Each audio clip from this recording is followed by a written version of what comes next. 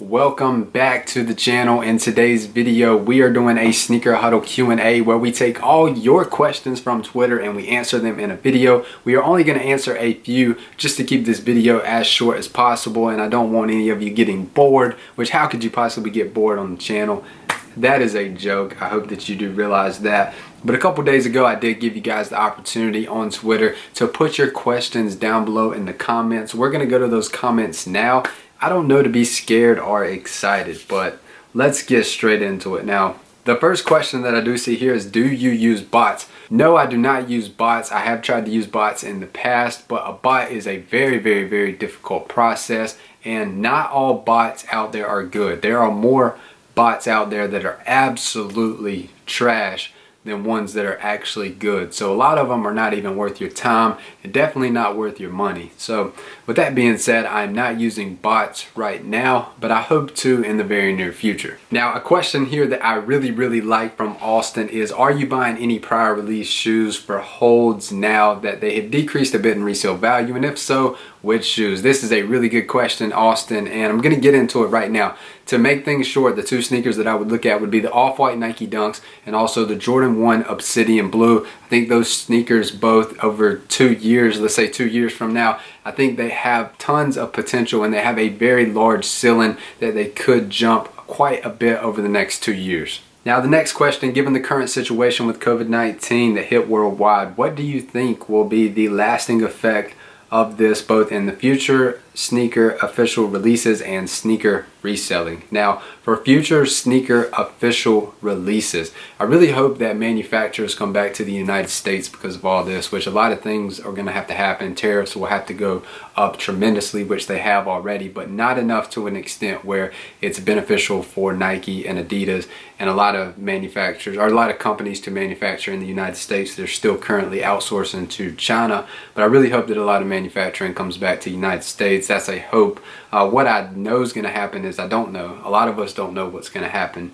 And then when it comes to sneaker reselling, what has happened currently, for example, you know, with the Court Purples and also for the 700 V3 that just dropped, which was arguably one of the most anticipated Yeezys of the entire year. Those would have typically been around $500. But you see that they're going for, you know, well, they're currently doing well. They're like 400, but next week, once pairs hit mailboxes, I would expect it to go like 300 to 325. But you see that people are willing to pay less money because they don't have a steady check. They don't have steady cash flow coming in because they're unemployed. That's the current effect for sneaker reselling, is that it's still profitable, it's surviving, but it's not a boom business right now where you could make, you know, $200 on a sneaker such as the Yeezys. Now you're looking at a profit margin from anywhere from 50 to 75. Now, the next question from Colin, how do you cop sneakers? I cop sneakers by the guides that I provide for you guys for Adidas and Yeezy Supply for Nike sneakers. I follow those exact same methods, plus the cook group that I am a part of. That's pretty much how I cop sneakers, and I share all that information with you guys. Now, from Freddie, what do you think the future of sneakers would look like? Would reseller be a thing? Reselling will always be around as long as Nike, Jordan, Yeezy, Adidas, Puma, New Balance, they keep demand higher than supply. There will always be reselling out there. Now, can you be a reseller full-time? I would not recommend for anyone to be a reseller full-time. I would recommend to have a full-time job and let reselling potentially be your side hustle, where you can make anywhere from $5 grand a year to an extra 20 grand a year. Next question comes from Mitch. What are your profits from reselling only last year? So Mitch, all the money that I have made on reselling, I have invested it in more sneakers and other things such as the business here, Sneaker Huddle. To answer your question, I haven't made anything yet, and I have tons of money tied up in sneakers as investment. So I haven't made anything. Next question from Nicholas. Are the Court Purples still a good hold? I have a 9.5 in men's. Now, if you could resell the Court Purples in a 9.5 right now for the prices that they're going for on StockX, it wouldn't be a bad deal. But the fact that nobody has these sneakers in hand, a few people do that had early pairs, but most of the people like myself that hit on Nike sneakers and various raffles and retailers, we won't get our pair until next week. I think that's when the prices for not only the Court Purples is going to drop, but also the Yeezys, because nobody physically has the pair in hand yet. Now, if the prices do maintain where they are right now, doing a quick flip would not be a bad idea at all, because they're really not too bad right now, but I do think that they will drop. I wouldn't sell it for 220 bucks. I would hold that sneaker definitely because this is a really good colorway. Now the next question is, do you use bots, and if so, what is the best one? I do not use bots, but the best bot out there is CyberSoul. If you do look at the resale value of CyberSoul, it's around 2 grand. Absolutely crazy for a bot, but tons of people do pay that 2 grand, and you know, they join a cook group that is willing and trustworthy to teach them how to use that bot, and then they start copping sneakers, and you know, soon enough they do have that $2,000 investment back where they can always resell it for another 2 grand to get that 2 grand back at any time. But for me, I just don't have the time to, you know, spend 2 grand on CyberSoul right now because I have other things to do, such as run the channel, make videos for you guys, and get this information out to you on Twitter, Instagram, and YouTube. So right now, I do not use any bots. Next question from Timothy. The Alvas released both on Yeezy Supply and Adidas. Which do you think holds the most stock or is easier to cop? I heard that Adidas is banning way quicker than Yeezy Supply. So when it comes to banning, that is completely random. Adidas and Yeezy Supply, they're pretty much ran by the exact same companies. They're the exact same website. When it comes to which one's easier to cop, they're the exact same method. Yeezy Supply used to be different, where it was a first come first served queue. So you had to get in line first, and that's how you would bypass the queue. But now they have implemented Adidas pass method for the queue, where it's completely randomized. And then your other question was stock. So I think stock is random, and I think it changes. I think that since COVID-19, Adidas has way more stock than Yeezy Supply. Now, next question from Ronnie. Are Yeezys falling off the resale market due to many being made, particularly the 350? So the 350 is becoming the Air Force One for Adidas and Yeezy, where, you know, when you look at the Nike Air Force One, super hype, super clean, one of the best selling sneakers year after year after year for many years, ever since it was invented. That's pretty much what Adidas and Yeezy is doing with the 350 model. It's a super comfortable, super clean, lovable, desirable sneaker that I think that one day, you know, 10 years from now, we'll walk into a Foot Locker and a Champs and we'll see Yeezy 350s in various colorways sitting on shelves just like we do for the Air Force One.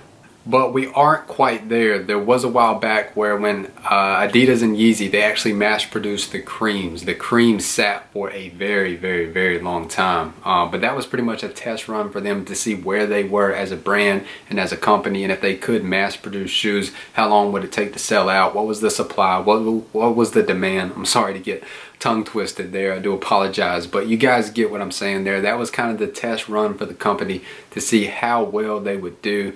And that test run didn't turn out too well because there were a lot of Yeezys that sat after they mass produced those creams because the demand just wasn't there quite yet.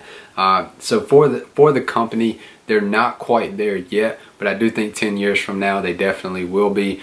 But we'll continue to see profit for good 350 colorways, but I think you guys understand what I'm saying. For the better 350, certain sizes and certain colorways are going to continue to resell, and they will increase in value over time. Moving on, any idea when or where the Strawberry Cough SBs will drop? Likely 420, but most skate shops are closed. You're absolutely correct. There's no information on the SB Dunks that were scheduled to drop in April, such as the Ken Griffey Jr. Mid SB Dunk, the Strawberry Cough SB Dunks, and the 2 GR SB Dunks, the Muslin and the Furry. There's no information on those because they were supposed to drop exclusively at Nike SB retailers, and all those shops are closed, so unfortunately there's no information. Now this question comes from Lamar, and it's one of the best questions that we actually receive, with so much info on where to buy shoes, shop drops, etc. all on Twitter, YouTube. Is it really worth being in a cook group as a manual user? Now, there are a lot of ways to look at this question. The group that you're pertaining to, are they $40 a month and all they do is sneakers? If you're a manual user, I don't really think that's worth it, Lamar. But if it's a group out there that's, you know, $40 a month and they do slots. Slots are when you provide your credit card information for someone and they run it on a bot for you. If that slot hits, you pay them a small fee. If they provide that, if they do FanDuel lineups for you to make money, if they do stock market analysis for what to invest in, if they do StockX investments, you know, if you invest in this sneaker, it's projected to do this over the next 6 months. If they provide all that plus more, then that sounds like a group worth, you know, being in as a manual user. Because as a manual user, you still have add to cart, which add to cart is when, you know, you have an instant monitor. Let's say, you know, Dead Stock Canada restocks the Adidas Yeezy Boost 700 Wave Runner, right? It's going to come in under Shopify and it's going to say what sizes are there. All you got to do is hit the size 10. Say you want a size 10, hit the size 10. It's going to automatically add that sneaker to cart, and then you're going to try to check out. So it actually does save you a little bit of time as a manual user. But if that sounds like, you know, that's interesting to you, then yes, it's worth it. But if none of that pertains to you and you're not interested, then it's not worth it. Now moving on, what brands do you think will increase in value? Basically, what is the next Supreme? I have no idea what the next Supreme is. I wish I did, because then I would try to invest in that company. Brands that I think are gonna do well over the next 5 years, I can't help but to think about New Balance. New Balance is just kind of, the way I used to think about New Balance and the way I think about New Balance now is completely different. And you see a lot of people, like I saw Justin Bieber, he's constantly rocking New Balance. I know the Kardashians, a lot of them are wearing New Balance, which is surprising with them being so close to Kanye and Kim. So I honestly think New Balance is going to do some big things over the next 5 years, but that probably wasn't, you know, the answer you were looking for, or kind of in the same ballpark, because you were referring to streetwear. But I can't help but to think about New Balance and where they're headed in the future. And one of my favorite questions of the day, pretty much the only funny question that I actually received: will you ever take a break? And I'm still wondering that myself. I don't know the answer. I don't know the answer to that. I hope not. I hope one day, you know, to grow Sneaker Huddle into, you know, a place where a lot of you can access a lot of really good information, and perhaps we could have a team of creators. You know, we could all push out content for you. That's the overall goal and objective. And, you know, I can kind of just sit back and watch things happen. Because the reason I created the channel wasn't because I wanted to be an influencer. It's because I wanted to build, you know, a brand, a culture. I just wanted to build something, you know, and that's what Sneaker Huddle is. I hope that it can grow to become that one day.